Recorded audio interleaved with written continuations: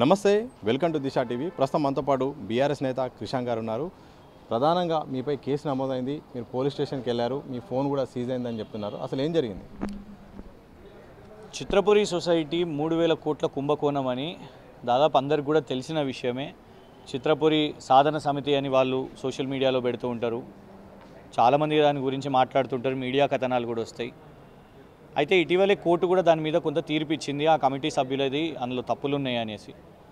అయితే నంబర్ 1, ఆ పోస్ట్ ఏదైతే పెట్టడం జరిగిందో అందులో కోశాధికారి ఆ చిత్రపురి సొసైటీలో అనుముల మహానంద్ రెడ్డి తను రేవంత్ రెడ్డి అండలతోనే ఇవన్నీ కూడా అండదండతోనే ఇది చేసిండు అనే నంబర్ 1 ఆరోపణ. ఇందులో 3000 కోట్ల కుంభకోణం అనేది ఆ పెట్టిన video clip Firoz Khan, Congress party శాసనసభ్యులుగా పోటీ చేసిన వ్యక్తి, ఒక యూట్యూబ్ జర్నలిస్ట్ కూడా తను మాట్లాడిన దాన్ని ఆ క్లిప్ను పెట్టడం జరిగింది.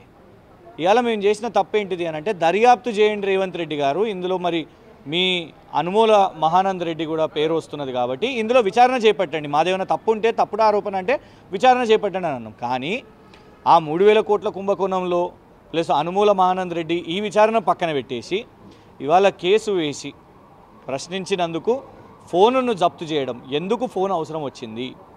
సుప్రీంకోర్టే చాలా స్పష్టంగా చెప్పింది, ఒకవేళ జ్యుడిషియల్ వారెంట్ ఉంటేనే ఫోనును జప్తు చేయాలి. ఎక్కడుంది జ్యుడిషియల్ వారెంట్? ఇవ్వలేదు. నంబర్ 1, పాస్వర్డ్లు తీసుకోవద్దు అని అంటే పాస్వర్డ్లు కూడా తీసుకున్నారు.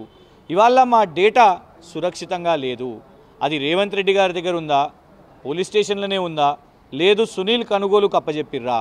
ఎందుకంటే ఒక సోషల్ మీడియా కన్వీనర్గా రాష్ట్ర స్థాయి సంబంధించిన డేటా గ్రామాలకు అవన్నీ కమిటీలు అందులో ఉన్నాయి, మరియు రీసెర్చ్ కూడా ఎంతో మెటీరియల్ ఉంది. ఎస్, ఈ ప్రభుత్వంపై వాళ్ళు ఏదైతే మరి హామీలను విస్మరించిర్రో, వాళ్ళు చేస్తున్న అరాచకాలు కానివ్వండి, రేవంత్ రెడ్డి గారు చేస్తున్న దందాల విషయం మీద కూడా మొత్తం పరిశోధనకు సంబంధించిన డేటా ఉంది అందులో. మరి అట్లాంటి దాన్ని ఇవాళ ఎందుకు సీజ్ చేయాల్సిన అవసరం వచ్చింది? మా డిమాండ్ ఏంటంటే దాన్ని తక్షణమే కోర్టులో జమ చేయాల్సిన అవసరం ఉన్నది, అది మా డిమాండ్.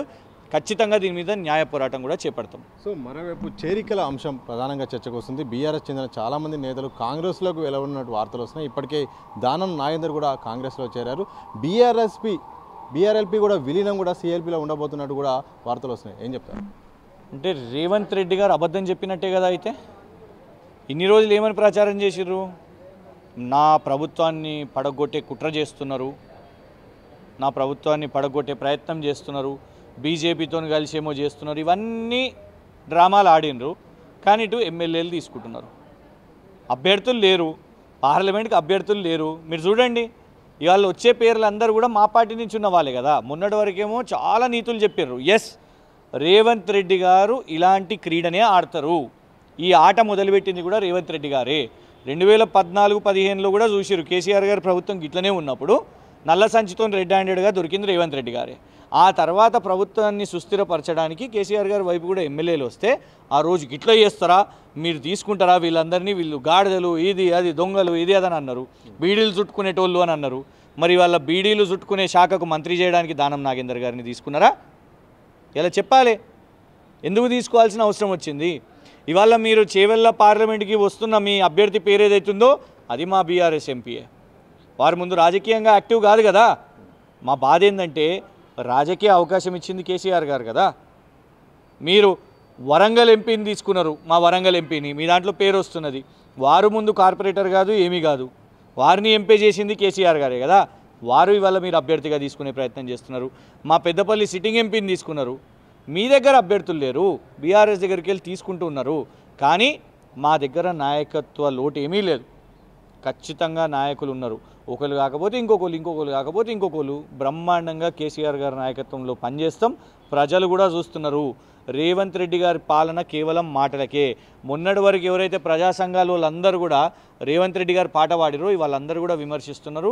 ఈయనది కూడా రాక్షస పాలన అన్నట్టు వాళ్ళు మాట్లాడుతున్నారు. కాబట్టి ఖచ్చితంగా వాళ్ళే తిరగబడుతున్నారు. మేము అనేది ఏంటంటే మమ్మల్ని ఉట్టిగా బద్నాం చేసిర్రు, కేసీఆర్ గారిని బద్నాం చేసిర్రు.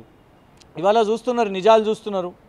ఖచ్చితంగా రానున్న పార్లమెంట్ ఎన్నికల్లో ఇవన్నీ కూడా కీలకంగా అంశాలు మారుతాయి. ఆ 420 ప్రామిసెస్ని పట్టించుకోవట్లేదు, ఆ గ్యారంటీలు కూడా వాళ్ళు చేస్తలేరు. ఇలా రైతులది మీరు చూడండి, ప్రతిపక్షంలో ఉన్నప్పుడు పోయి ఫోటోలు దిగినావు, యారు అధికారంలో ఉన్నోనివి కనీసం ఇప్పటి వరకు వడగండ్ల వానలో ఇబ్బందులు పడుతున్న రైతులను కూడా నువ్వు పోయి చూడనటువంటివి గిదానే ఇంద్రమ్మ పాలన గిదాని ప్రజాపాలన అని ప్రజలే ఆలోచిస్తున్నారు. సో లిక్కర్ స్కామ్ విషయంలో ఎమ్మెల్సీ కవిత అరెస్టుపై మీ పార్టీ స్టాండ్ ఏంది? ఎందుకంటే బీజేపీ మాత్రం ఈ అరెస్టుకు మా పార్టీకి ఎలాంటి సంబంధం లేదని చెప్తుంది, కాంగ్రెస్ మాత్రం రెండు పార్టీలు ఆడుతున్న డ్రామా అంటుంది. సంబంధం లేదా బీజేపీకి? నరేంద్ర మోదీ గారు అసెంబ్లీ ప్రచారంలో మాట్లాడారు, సంబంధం లేదా? ఓట్లు లబ్ధి చెందడానికే కదా మాట్లాడింది. పోనీ అక్కడి దాకా ఎందుకు? మొన్న జగిత్యాలకు వచ్చినప్పుడు ఎందుకు మాట్లాడారు మరి నరేంద్ర మోదీ గారు? లాభం కావాలి, ఓట్లు కావాలి, కోర్టు తీర్పు రాలేదు, ఎవరు తేల్చలేదు. రోజు సుప్రీంకోర్టు లాంటి పెద్ద సంస్థ, అత్యున్నత సంస్థ ఈడీని మొటికాయలు కొడుతున్నది, మీరు విచారణ సరిగ్గా చేస్తలేరని, ఆధారాలు ఉంటలేవని సుప్రీంకోర్టులు అంటున్నాయి, నిన్నన్నది. కానీ అయినా కూడా ఈడీ కేసును అడ్డుపెట్టుకొని నరేంద్ర మోదీ గారు ప్రచారంలో మాట్లాడతారు, రేవంత్ రెడ్డి గారు మాట్లాడతారు. రాజకీయాలు భలే చేస్తున్నారు. ఓట్లు కావాలి, ఆల్రెడీ లిక్కర్ స్కామ్ బీజేపీ వాళ్ళు అయితే దారుణంగా ఒక మహిళను పట్టుకొని లిక్కర్ క్వీన్ అని కూడా అంటున్నారు. అయినా ఎదుర్కొంటున్నామండి, ఖచ్చితంగా ఎదుర్కొంటున్నాం. మేము అనేది ఏంటంటే మేము రాజకీయాన్ని దాన్ని ముడిపెట్టేటోళ్ళం కాదు. రాజకీయంగా ఎదుర్కొంటాం, లీగల్గా ఎదుర్కొనేది లీగల్గా ఎదుర్కొంటాం. చాలామంది కూడా మాట్లాడుతున్నారు, కేసీఆర్ గారు మాట్లాడతలేరు దీని విషయం మీద కూడా అనేది కొందరు అంటున్నారు. మేము అనేది ఏంటంటే కేసీఆర్ గారు భయపడి ఏం మాట్లాడాలి, భయపడిపోయినట్టు ఏదన్నా వీళ్ళు అనుకుంటున్నారా? లేదే, దానికి ఏం మేము తగ్గిపోలేదే. ఏం మాట్లాడతారు చెప్పండి? అక్కడ లీగల్గా నడుస్తున్నది, ఖచ్చితంగా మాట్లాడతారు. కేటీఆర్ గారు కూడా మాట్లాడలేదు, మేమందరం మాట్లాడుతున్నాం. కేసీఆర్ గారిని భయపెట్టేంత సీన్ లేదు. మేము అనేది ఏంటంటే వారు మాట్లాడే టైంకి మాట్లాడతారు, ఖచ్చితంగా ఇవన్నిటి గురించి కూడా మాట్లాడతారు. కానీ కేసీఆర్ గారు మీద ఒత్తిడి పెట్టాలి, వాళ్ళ ఇది ఒక కుట్రలు చేయాలి అనే ఒక ప్రయత్నం వాళ్ళది ఉన్నది. కాబట్టి ఆయన కరెక్ట్ టైంలో మాట్లాడతారు.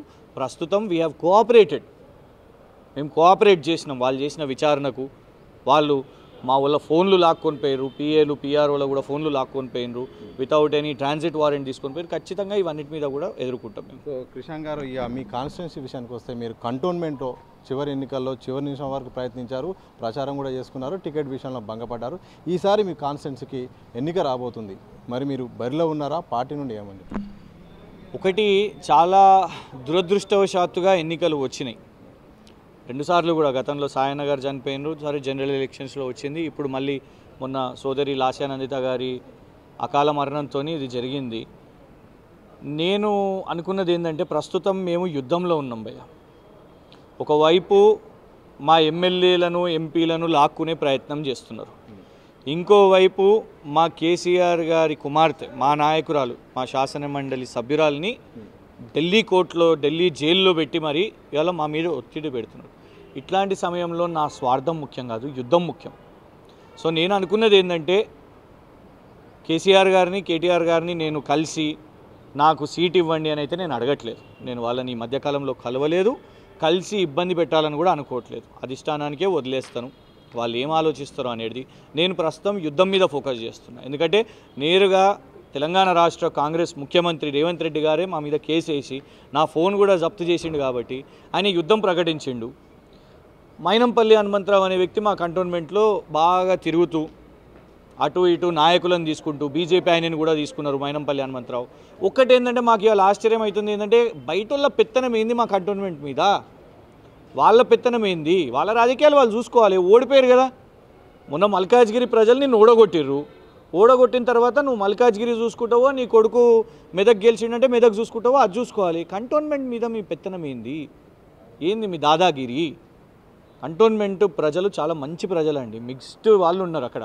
మీకు కాలనీస్ ఉన్నాయి, స్లమ్స్ ఉన్నాయి, నార్త్ ఇండియన్స్ ఉంటారు, అన్ని రకాల వాళ్ళు ఉంటారు. అట్లాంటి వాళ్ళ మీద ఈ దాదాగిరీలు ఇవన్నీ కూడా కరెక్ట్ కాదు అని మేము అనేది ఏంటంటే, ఇక ఎలక్షన్ గురించి అంటారా, అది మా నాయకత్వం తీసుకుంటుంది. ప్రస్తుతం అయితే నేను మా పార్టీని కాపాడుకోవాలి, పార్టీకి పని చేయాలి, పార్టీకి సేవ చేయాలి, దాని మీదే ఫోకస్ చేస్తున్నాను. సో చివరి చెప్పండి, మరికొద్ది రోజుల్లో పార్లమెంట్ ఎన్నికలు, 3 ప్రధాన పార్టీలకు ప్రధానమైన ఎన్నికలు. సో బీఆర్ఎస్ పార్టీ ఎన్ని సీట్లు సాధించబోతుంది, ఎలాంటి ఎజెండాతో ముందుకెళ్ళబోతుంది? చూడండి, మేము ఒక రాజకీయ పార్టీగా అన్ని సీట్ల మీద దృష్టి పెడతాం కదా.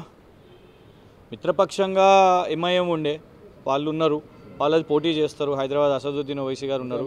మిగతా ఖచ్చితంగా మేమైతే అట్లేమి నెగిటివ్ కామెంట్స్ అయితే ఏం చేస్తలేం కదా. మేము అనేది ఏంటంటే మిగతా సీట్లు అన్నీ కూడా ఏదైతే ఉన్నాయో ఖచ్చితంగా గట్టిగా పోటీ చేస్తాము. ప్రతి ఒక్కటి గెలవాలనే చేస్తాం కదా, మా అటెంప్ట్ అట్లనే ఉంటుంది. సో డెఫినెట్గా మా కాన్ఫిడెన్స్ కూడా అదే లెవెల్గా ఉన్నది. మా కార్యకర్తలు కూడా చూస్తున్నారు ఈ సమయంలో ఈ తీవ్రమైన దేశవ్యాప్త దాడి కేసీఆర్ గారి మీద జరుగుతున్నప్పుడు ఖచ్చితంగా కార్యకర్తలు అందరూ కూడా అండంగా నిలబడి బ్రహ్మాండమైన పర్ఫార్మెన్స్ వచ్చే విధంగా పనిచేస్తాం. Thank you. ఇది మొత్తంగా బీఆర్ఎస్ లీడర్ కిషన్ గారు ప్రధానంగా చెప్తుంది. సో తన పైన ఆరోపణల నేపథ్యంలో ఒక చిన్న పోస్టుకి కేసు పెట్టి ఈ రోజున తన ఫోన్ను సీజ్ చేసుకున్నారు. ఇది సరైనది కాదు. అలాగే బీఆర్ఎస్ పార్టీ వచ్చే ఎన్నికల్లో తప్పకుండా ఘనమైన విజయాలు సాధిస్తుంది, మంచి ఫలితాలు వస్తుంది కూడా వారు ఆశాభావం వ్యక్తం చేశారు. మరోవైపు కంటోన్మెంట్ టికెట్ విషయంలో మాత్రం తాను ఆశించడం లేదు, కానీ పార్టీ ఆదేశిస్తే మాత్రం తప్పకుండా పోటీ చేస్తానని కూడా వారు చెప్తున్న సందర్భం చూడొచ్చు. కెమెరా పర్సన్ మాసంతో సతీష్ దిశా టీవీ, హైదరాబాద్.